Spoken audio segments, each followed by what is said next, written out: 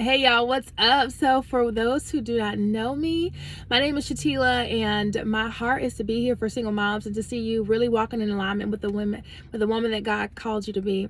So a couple weeks ago, actually, I got this revelation about Eve, and I was supposed to have made this video a long time ago, but I wanted to make it like super professional and do all my editing and stuff, but I just don't have time, and I want to get this out. So I hope that I can do it justice the way that I received it. So before I do that, I'm going to do a little bit of a backstory first, to really set the stage and get the point across of what I'm trying to say. So me growing up, I was always like the smart one, the overachiever, the good grades, whatever. And I was basically told, hey, you go to school, you get a good job, you're going to live a good life. And so that was my mentality. I worked really hard, and I had a very specific life in mind for myself, things that I was working towards. And so basically I ran from being a single mother my entire life. Like, that's all I ever saw. That's all I ever knew in my environment, in my family. And so I wanted different. I wanted better for my life, for my children. So after I divorced and I found myself walking out life as a single mom, I really felt like, dang, here I am. I've done X, Y, and Z. I've worked so hard to have a different life, and here I am, here anyway, being a single mom. That's what I never wanted. So as I started dating around this time, I started to feel really insecure, because it was like, dang, here, like, no longer am I being introduced to people's mom like, oh, she's, this long list of great credentials that you would want a mom to hear. It's, oh, she was in my head, it was like, oh, here's Shatila, she's divorced and she has 2 kids. Like, it just screamed baggage to me. It just screamed baggage. So I felt super insecure. This was, that was like the end of 2019. So then we go into the pandemic, and I had left my job with Delta. So I'm like, okay, here I am. I'm a single mom. I'm divorced. I'm living at my father's house. I don't have a job anymore. And so as I was dating, I felt so insecure because I didn't have a business. I didn't have all of these external things that I thought made me worthy. Honestly, at the time, I thought like the degrees and having businesses and 18 streams of income and I don't know, all these things. I thought that that's what made me worthy. And I thought that that's what, basically, as I was dating and stuff, men would look at and qualify me as being a wife or not. And if I didn't have these things, then, I just wasn't going to be taken as seriously. So now with that out of the way, and I know that it's not just me. I know that a lot of single moms can resonate with that feeling. And so that's why I wanted to kind of start with that piece. But as I was in the bathroom a couple weeks ago, I started thinking about Eve, just out of nowhere. It's a God thing, is all I can say. It's a total God thing. So I started thinking about Eve and the way that God brought Adam and Eve together in his original design. Excuse me, I'm just eating blueberries. So it's my belief, if you want to understand relationships and specifically marriage, you have to go back to the garden, because that was God's perfect design. Literally, in a perfect world, this is how he designed man and woman to come together, to be in harmony with one another. So when I was thinking about that, I was like, okay, so he had Adam, he had already created him, he had given him dominion, territory, he had given him his assignment, he was walking with him in the cool of the day, like they had a real tight bond, his relationship with God was solid. All these things, to the point where Adam wasn't even aware that he needed a helper. He wasn't even aware that he was missing anything, because in his mind, everything, like his world was perfect. So then he takes Eve, he takes her in a completely separate area, and he begins to develop her. Okay, stay with me, because this is where it gets good.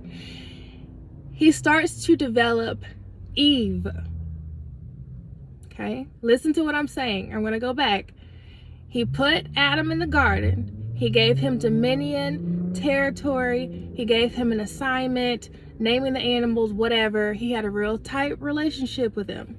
He takes Eve in a completely different area and starts working on her. He's developing Eve. Once he's done developing her, he presents her to Adam. So there's all these, Adam didn't go out like on Tinder looking for his wife. Adam wasn't, beating down doors, like he presented Eve to Adam. Eve wasn't sliding in DMs, not saying there's nothing wrong with that. I'm just saying that this is what happened, okay? He presents Eve to Adam. Now, Adam looks at her and says, girl, this is bone of my bone, flesh of my flesh. He instantly recognizes her as his wife, as a good gift, as a good and perfect gift from God. Why? Not because she came with her own garden, not because she came with her own animals, not because she came with ideas on how to judge things up in the garden, not because of even what she was wearing, because she had on some red bottoms, because she had a PhD, because she had 8 businesses and 14 streams of income and a clothing line. He saw her wholeness. He recognized her. He was able to recognize her as his partner because she was a whole woman, meaning like emotionally, spiritually, she was whole. Now, when I got this, it was like revolutionary because all of those things are great.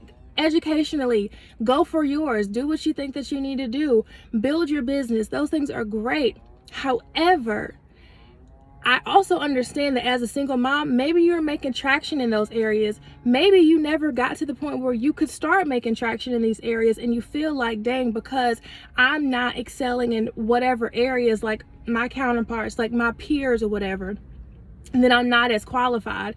Then men are going to look at me simply as baggage. They're going to look at me because I don't have all these things that I'm bringing to the table. They're going to look at me like, oh, I'm just coming to eat and I don't have anything to offer. Stop it. Stop that right now, because I understand how insecure that can make you feel. And we're going to stop that right here today, okay? Because I really want you to get this, and I really hope that I can relay it in the way that it like came to me. But sincerely, you just got to think about it. Like when Adam saw her, he didn't see all of these external things. She didn't come with all of her stuff, all of her accomplishments or whatever, and he saw that and was like, oh wow, she is so accomplished, this is my wife. No, he saw that she was healed, that she was emotionally stable, she was emotionally mature, she had a strong understanding of her identity, of her purpose, of all of these things. Like she had a strong relationship with God. Her internal was intact. And so because of her internal, because of her wholeness, that's what made her a wife. And that's what I'm trying to like remember how I said it. It was her, what did I say? Her wholeness, not her wealth. It was her, yes, it was her wholeness that made her a wife, not her wealth. Yeah. And so I don't know. I really hope that resonates with you the way that it really hit me, because I've kind of heard this said in different ways. Like I've heard men say, oh yeah, women, they have all these degrees and stuff and we don't care. Not in a disrespectful way, not in like a demeaning way, of like it doesn't matter, but in a fact of like, okay, like I'm proud of you, but that's not gonna make me love you more or less. That's not gonna make me want you. Just because you have a PhD doesn't mean I'm gonna want you more or make me want to make you my wife. Or just because you have your own house or these rental properties or whatever, like that's not gonna qualify you more to be my wife. Because see, with a man, it's how do you actually, I'm not even gonna try to speak for men, because this is really, I mean, I've heard it from men, but I'm not gonna try to speak for men. But I will say, it's not necessarily what you physically bring to the table, but it's who you are. And that's the consensus that I've heard when listening to men talk about how they qualify a wife, or how they pick their wife, or what they look for in a woman. So when I kind of got this revelation on the other side, and thinking about myself as a woman and what really makes me a wife, because what you also have to understand is, you're not a wife when you get a ring. You're a wife now. It says he who finds a wife, not he who finds a girlfriend and makes her a wife. He who finds a wife. You're already, when you operate as a wife, when you're a wife, you're just a wife, period. That's why when you operate in that way, people are drawn to you. Now, not everybody can keep you. Not everybody knows how to hang on to that. And not everybody knows what to do with that. But if you're a wife, you're a wife, period. And that doesn't mean, like, that doesn't come from having a ring. Where was I totally went off on a tangent and, like, lost my train of thought. But anyway, so this is what I want you to know, and this is what I want you to understand. I want you to let go of whatever insecurities that you might have about being a single mother, what you might not be bringing to the table, right? All these things that you might not have had the opportunity to build.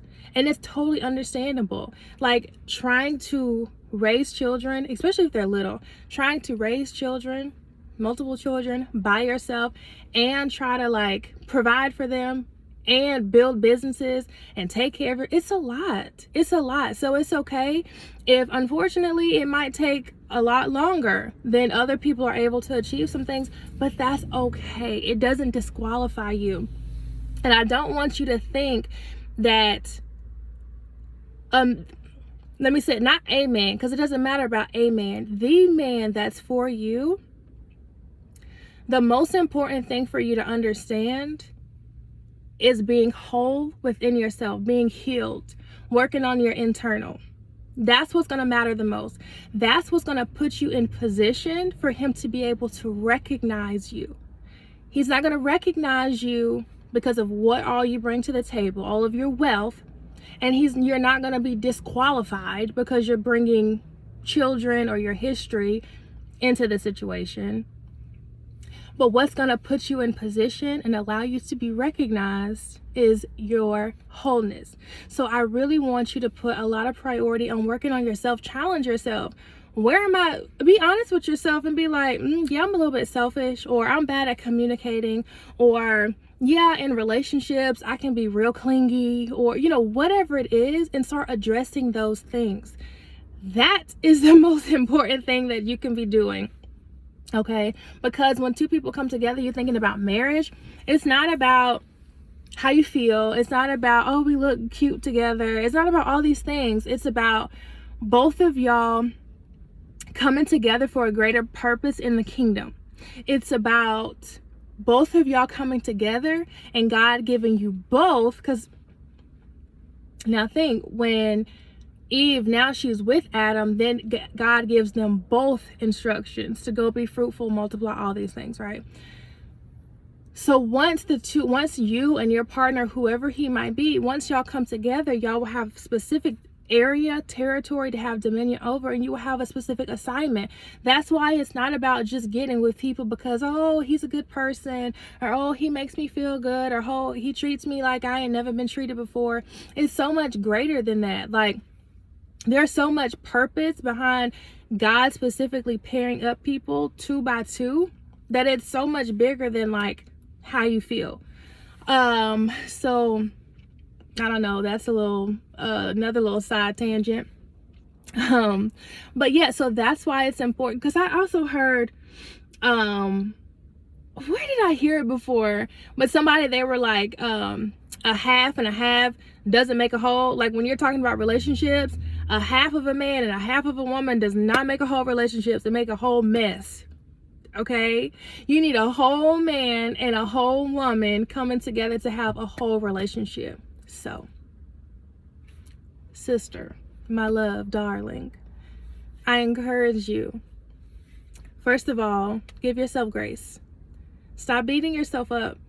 Stop allowing the enemy to get in your ear and make you feel insecure about where you are in life. It's okay. Everybody's story is different. And even though you might feel like, dang, this was not supposed to be my story, what if it was? Maybe it wasn't supposed to be, but what if it was? Even just thinking about it in that way, you'll start thinking, well, dang, well, okay, suppose this was supposed to be my story. What am I supposed to get from it? I guess that's what I'm trying to say. Like, maybe this wasn't supposed to be your story, but what are you you're in it, God allowed it. So what are you supposed to be getting from it? How are you supposed to be growing from this situation? Take those lessons and start focusing on being the best version of yourself as humanly possible. I think that's all I was going to say. How long? This is like 60 minutes. I think that was all I was going to say. If there's anything else that comes to mind, then maybe I'll make a part 2. I don't know. I think I got it all out. I just hope that I gave it justice and it hits you like it hits me. That it's not going to be your wealth, external, aka external things, that make you a wife. It's going to be your wholeness, aka how much emphasis you have placed on the internal, on healing, on dealing with stuff, and I'm becoming whole. I love y'all so much. Please let me know your thoughts, any questions, any feedback, any comments down below, and I'll talk to you soon. Bye.